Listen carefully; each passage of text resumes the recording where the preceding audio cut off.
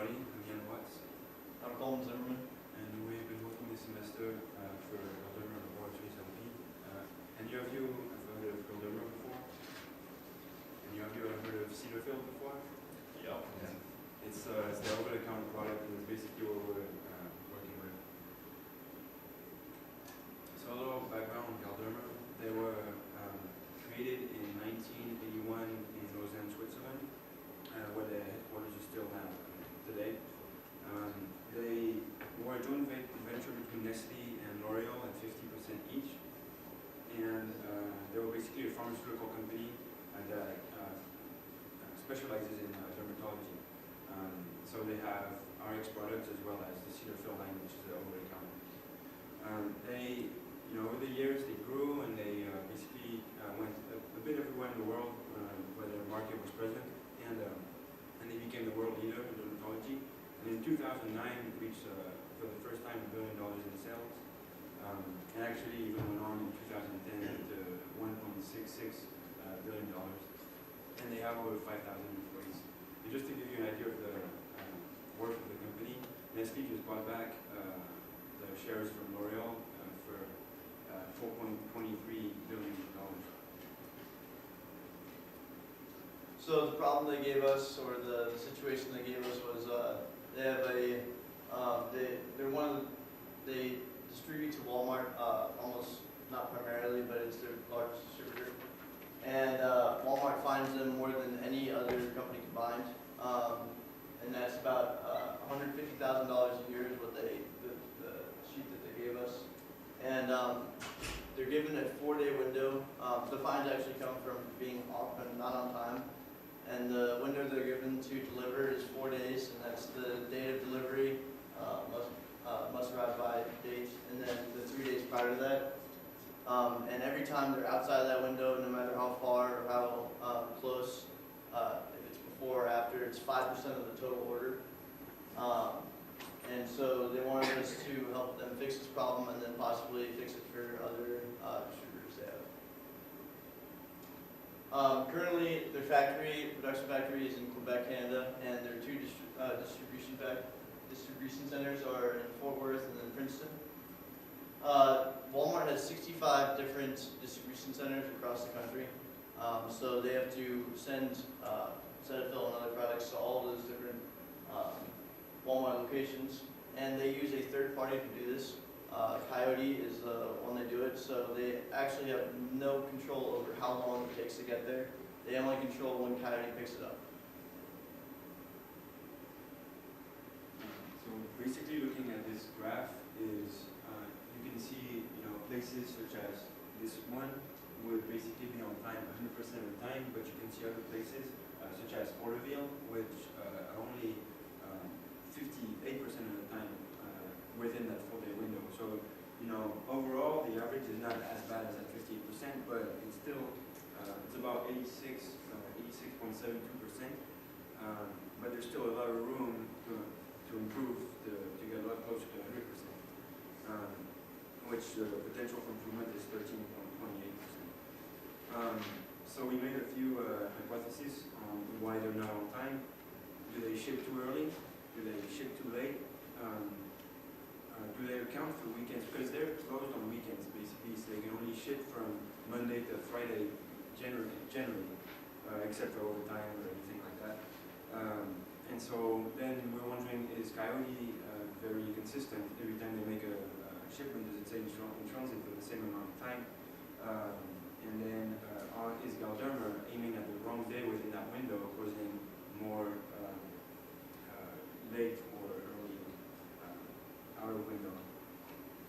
So we decided to use simulation of sorts to test out our different rules that we came up with on what we thought would be the best way to go about fixing this. And originally we thought that if we figured out the transit time, the average transit time or the median transit time, then we'd know how long it takes to ship places. And if we aimed at the second day of the window, so that's right in the middle, but we'd rather be early than late, then we would reduce the most of the fines. Day 2 and 3 offer the same safety net, but we figured day 2 would be better than 3. And so the way we did that is we first thought when we talked to them that we could change the way they route and get more consistent and have a routing problem. But then we found out Coyote does all the routing themselves and they have no control over that.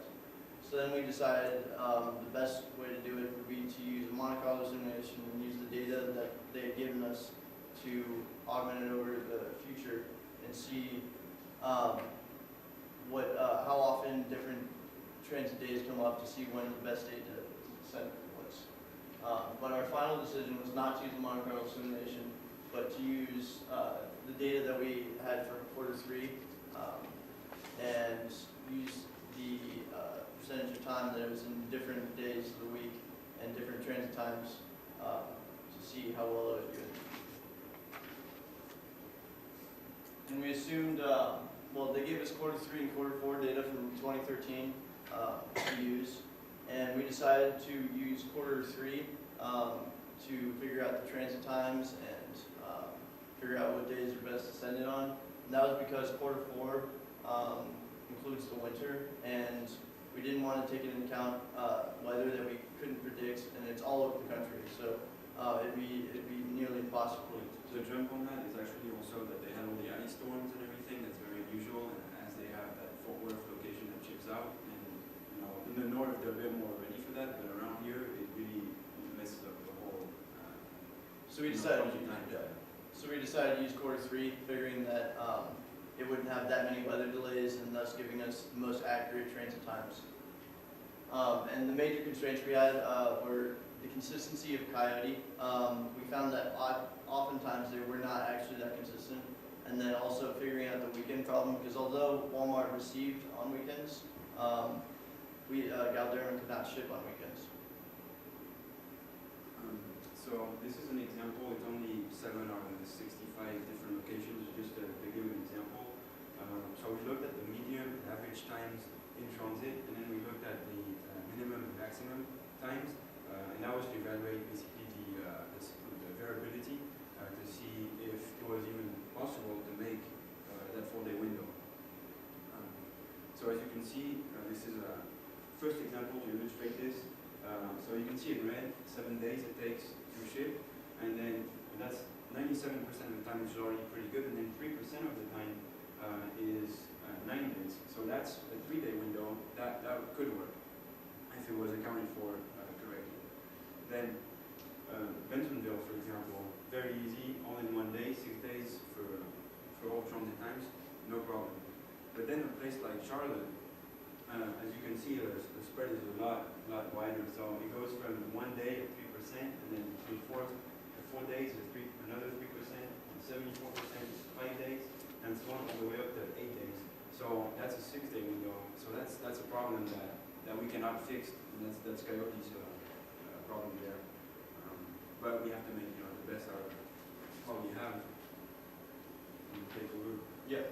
So we had about 4,000 orders that we had to sift through.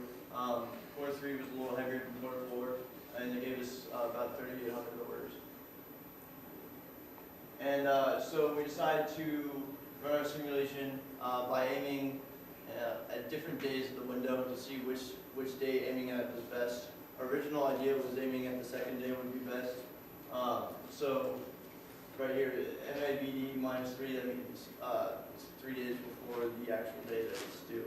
So day 1 basically, and then day 2, day 3, day 4, and more.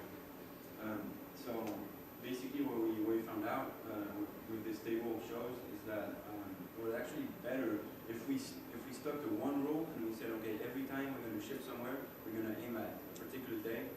And we found out that actually shipping on day 3 or day 4 was actually better, day 3 being the best day. So that actually was a surprise to us at first. And as you can see, if we were on time, if we followed that rule, we'll be on time 92.79% of the time, which is better than the current percentage, although this doesn't account for weekends so far. So the second step of the simulation, we tried to identify if we didn't have such a rigid rule, but we basically had a customized rule per location. So each location could be allocated a different day to ship, to aim for.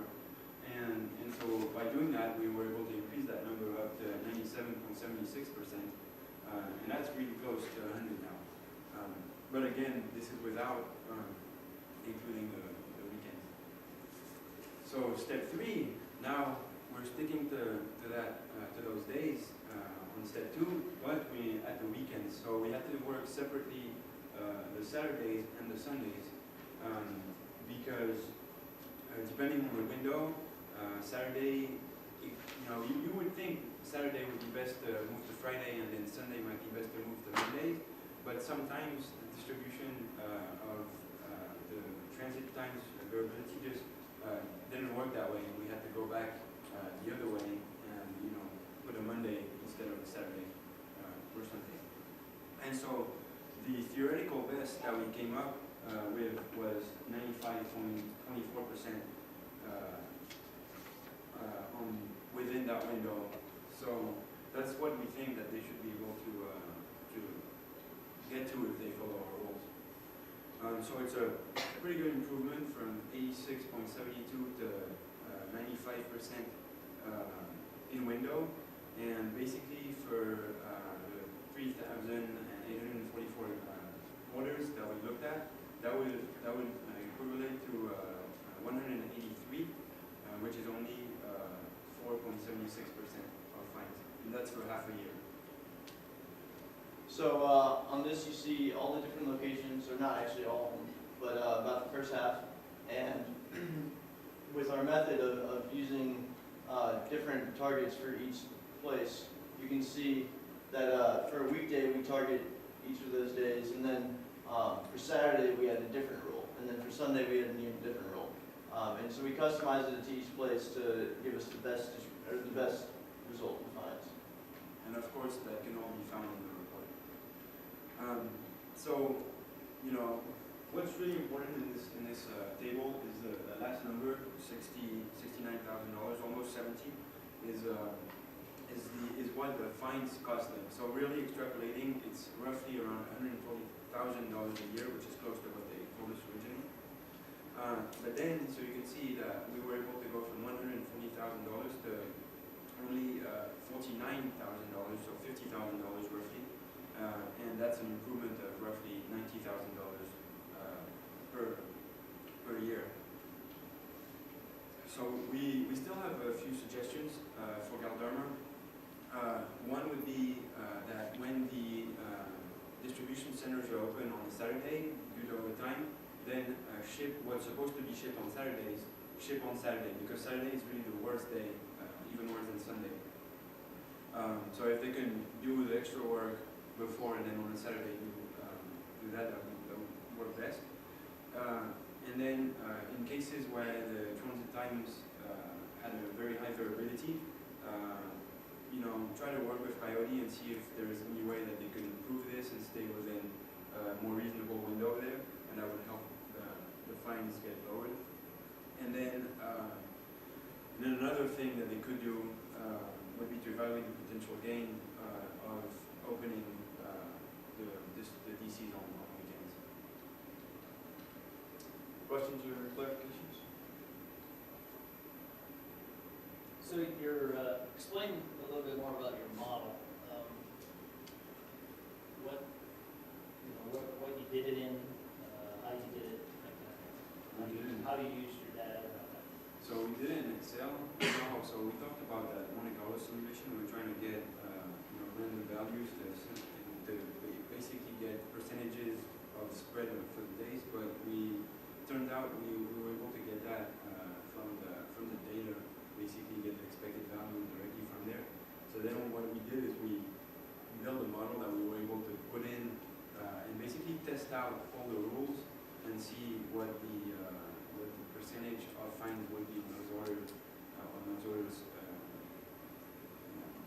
Looking at where the days, what days they were shipping on, etc. So each location had its own average time and distribution around it? Yes. Yeah, and they varied greatly. I mean, somewhere, as you saw, Yeah, 100% of the time, 100%. and then other times it was crash report things. So, I mean, in the cases where they were 100% of the time right on, it was easy to account for, but then it was when, you know, the variability was greater that it started causing problems. And did you do an out-of-sample test with this? Like, did you hold out some of the data and you built the model and then try to see how you would have done it versus how they actually did it? Did you do that? Well, so we knew what they did, because we already had the numbers, you know, how much That was price for the total, right? For the total time span, or was it just for a smaller sample? we did Q3 and Q4 of 2004. So we compared 6 months virtually to, basically what we did is we compared their actual Q3 and Q4 to our theoretical Q3 and Q4. Okay. Using the same amount of orders and everything. You mentioned there were 65 distribution centers or shipping centers where you're shipping it to. Yeah. Well, those aren't the actual stores because they're like what, No, they're the whole The way, yeah, the way Walmart does it is they have 65 in the continental United States distribution centers, and then those distribution centers go to Walmart. Yeah, basically Galderma ships from the production factory to those two DCs. Those two DCs ship to the 65 wholesalers, and then they ship to the actual stores. But that's not enough. Yes. Did they say anything about what happens if the shipment is early? Yes, actually, most of the fines they were receiving were from early shipments. And the fine is equal whether it's before that 3-day window or after. If you're outside of the window, it's 5% of the order that you have to give credit back to Walmart. And in fact, they used to be late before. Yeah. Yeah, they used to be late before, but now they're trying to not be late anymore. So now they actually tend to be early. Yeah, So, they were- and now we're trying to get them to be right on time. Right, but it doesn't really necessarily help you that much to be early with Walmart. No, Well, exactly. yeah, They'll take the shipment. they when just like want it the just as shipment. much. Exactly. Yeah. Just-in-time scheduling on their part. Was a lot of variability due to weather or? In general, no, because we try to stay away from. I mean, if it's weather that is usual weather, then we would account for that. But generally, like we stayed away from all the ice storms and stuff like that that happened in Q1. So generally, no. So do you have any But idea? what I'm thinking, a part of it actually is I think that what happens is sometimes the trucks are not full trucks, so they try to. So Coyote ships to their facility, and then they try to make a truck that goes in one particular direction, and then sometimes the truck might sit a bit too long, or the order from Galderma might ship a bit too long before they make the whole truck to send out. Seems fair that they bear some of the responsibility Yeah. for the variation. Yeah. So that's why we said that we think that they should probably try to talk to them about the ones where, it's because that would help a lot accounting for the rest of the outer windows shipments. So what was your biggest problem to overcome? Probably sifting through and finding what we needed to use in the large amount of data they gave us. I mean, they gave us, if you can see it, actually over 3,800 orders, and that had probably 30 different data points on each order. So we had to really look through that data and find out how to use it. So how'd you do that? How'd you get started? Just living there. Living in it. Yeah, just went through it, and tried to understand everything, that happened. In fact, at first we had a document and had 3 different ways of showing it. And I was like, it's strange because there's all these categories, all these columns, but there's no data in it. And I had never seen this before, but actually they had a set up 1, 2, 3 thing on the top there that you could actually pull up and it would show different kind of data. So then we had to go back, and then it started making more sense. But there was a lot more of data as well, and so overall it came together. And so then the other challenge was to come up with all the possible rules, make sure we didn't leave anything out. It's called big data for a reason. All right.